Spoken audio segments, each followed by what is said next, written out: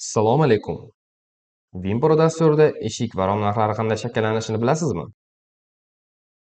Shaxsiy kabinetga kiring va konstruksiya yaratish oynasini oching. Kerakli konstruksiya shablonini tanlang va foydalanish tugmasini bosing. Zarur o'zgartirishlarni kiriting hamda saqlash va hisoblash tugmasini bosing. Yaratilgan konstruksiyani buyurtma sifatida saqlang. Shundan keyin buyurtmalar bo'limiga o'ting va kerakli buyurtmani tanlang. Bu yerda siz buyurtmaning narxini belgilab beruvchi barcha ma'lumotlarni ko'rishingiz mumkin. Vimpro dasturida eshik va rom narxlari quyidagilar asosida shakllanadi.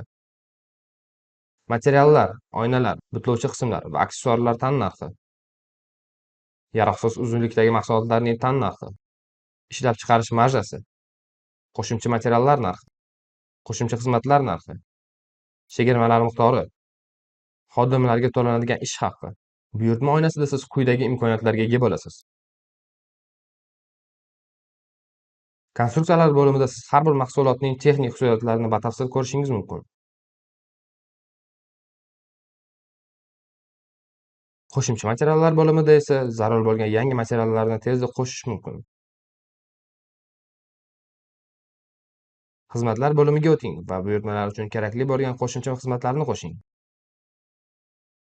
Chegirma bo'limini tanlang va o'zingiz uchun ma'qul kelgan chegirmalarni belgilang. Bundan tashqari, har bir buyurtma uchun to'langan pullar hisobini ham yuritishingiz mumkin.